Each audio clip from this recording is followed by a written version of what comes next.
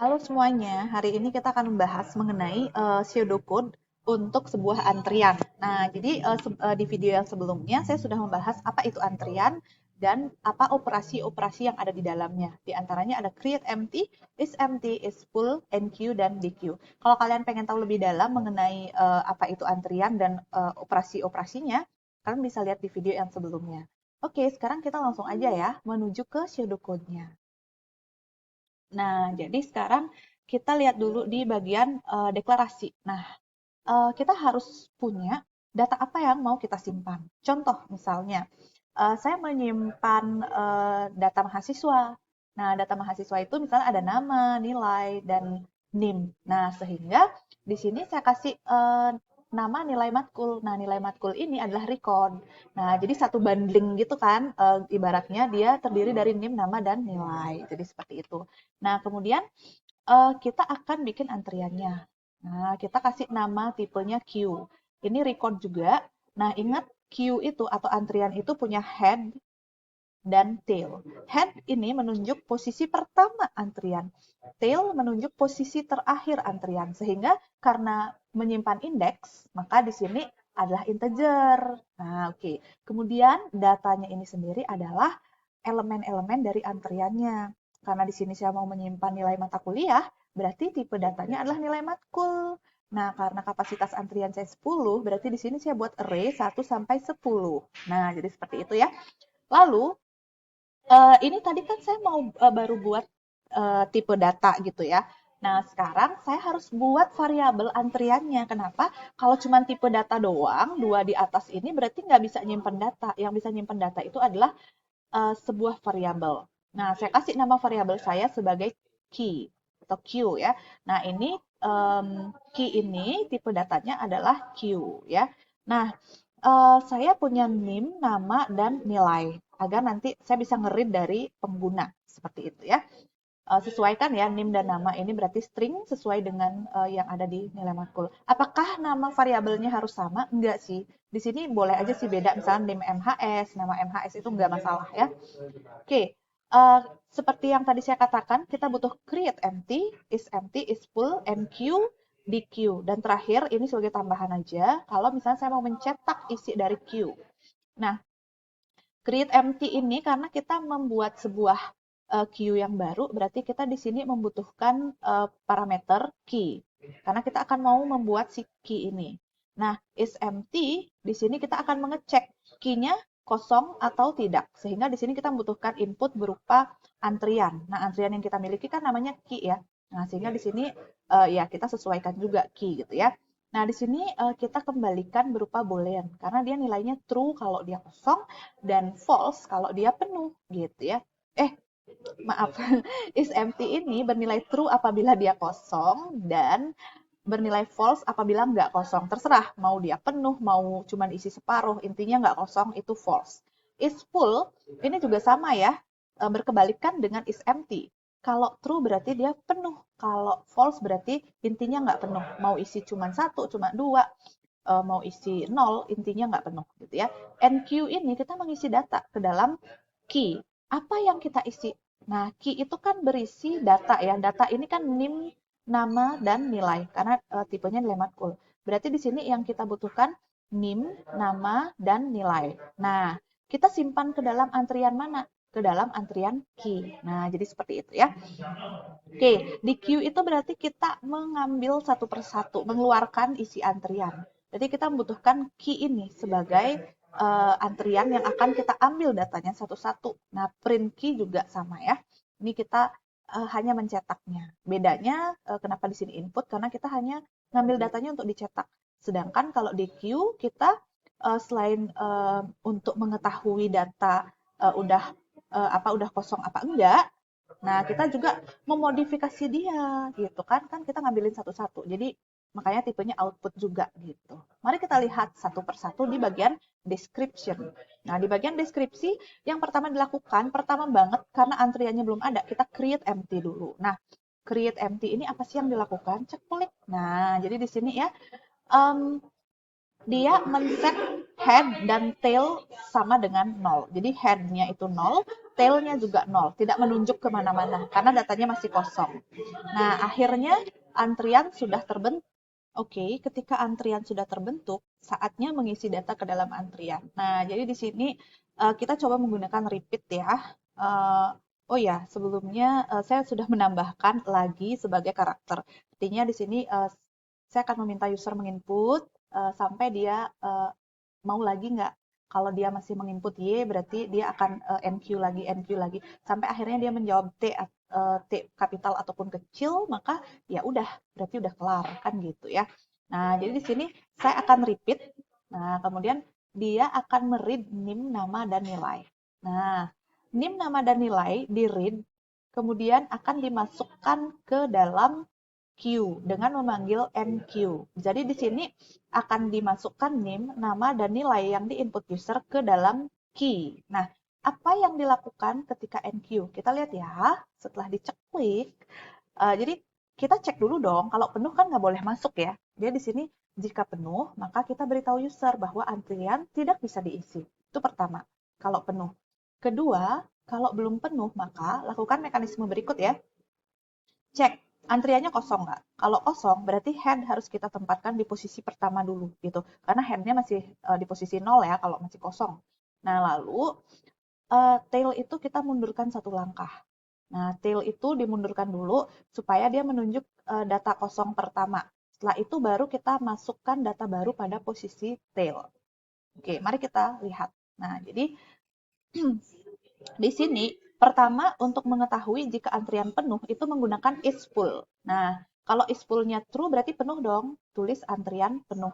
Apa sih yang dilakukan pada saat is full? Ceklik. Nah, di sini pertama dia akan menganggap false dulu. Artinya dianggap nggak full dulu dong. Nah, setelah itu dia di sini ngecek apakah tail sama dengan 10. 10 ini kan kapasitas kita ya. Kalau tailnya adalah 10 berarti penuh dong. Berarti hasilnya true. Nah, nanti terakhir return hasil. Nah, itu yang dilakukan is full. Nah, di sini tergantung. Kalau is full-nya true, yang dikembalikan berarti antrian penuh nggak bisa diisi lagi.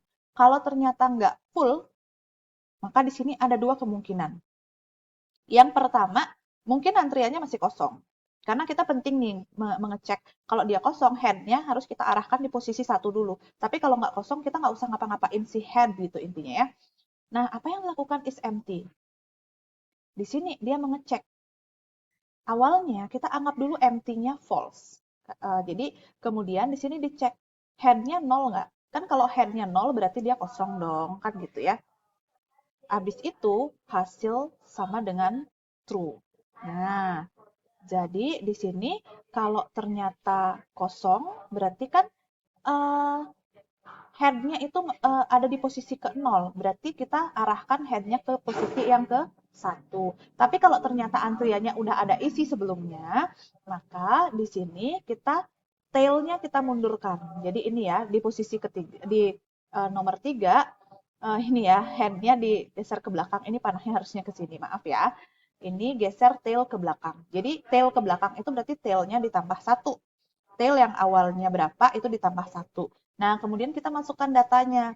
Jadi, key.data yang atau pada indeks ke key.tail. Jadi, data pada posisi terakhir yang kosong gitu ya. NIM-nya kita isi dengan NIM yang diinput oleh user. Ini kan NIM ini dikirimkan dari main program ya.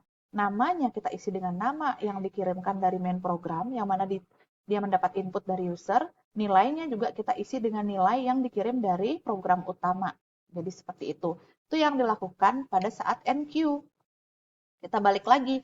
Nah, setelah dilakukan NQ, maka di sini read lagi. Usernya mau input lagi nggak sih? Nah, until. Kalau sudah jawabannya T kecil ataupun T kapital, berarti udah selesai. Maka nggak NQ lagi. Tapi selain jawaban yang kedua ini, selain T kecil atau T kapital, maka di sini masih di read.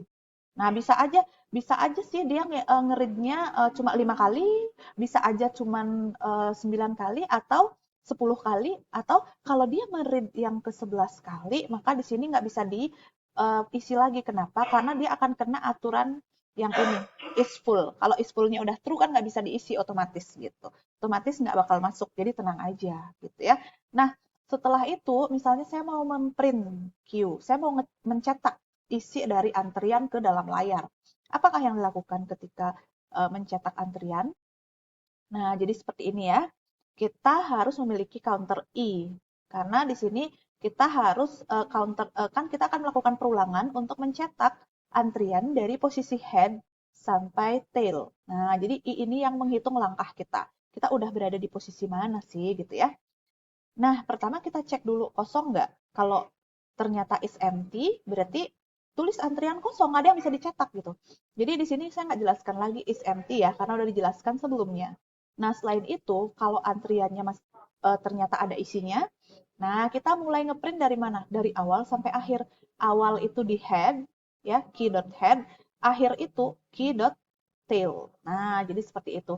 Write q.data yang ke i, ya kan? Kita pakai yang ke i dot nim. Kemudian dot nama, kemudian dot nilai. Udah and for and if. Inilah yang digunakan untuk mencetak. Nah, terakhir, kalau misalnya saya mau mengosongkan antrian, antrian saya belum tentu loh isinya 10. Belum tentu. Kenapa? Karena di sini saya tidak melakukan perulangan 1 sampai 10 untuk mengisi antrian. Yang saya lakukan adalah saya meminta user menginputkan NIM, nama, dan nilai sampai dia bosan. Gitu ya, sampai dia bosan. Jadi bisa aja 5 kali dia udah bosan. Berarti ya udah, kita lakukan sama nih. For I sama dengan, ini panah ke kiri ya, harusnya bukan sama dengan, maaf ya. Agak lupa. Key.head, kalau yang ini benar sama dengan, karena ini pengecekan. Ya, for I, panah ke kiri, mulai dari head sampai tail, itu kita DQ. DQ ini apa yang dilakukan? Menghapus antrian itu apa sih yang dilakukan? Kita cek di sini. Kalau datanya kosong, beritahu user kalau antriannya kosong. Tapi kalau nggak kosong, nah, kalau nggak kosong kan bisa tuh kita ambilin ya. Ambilinnya dari mana? Ingat, dari depan, dari head.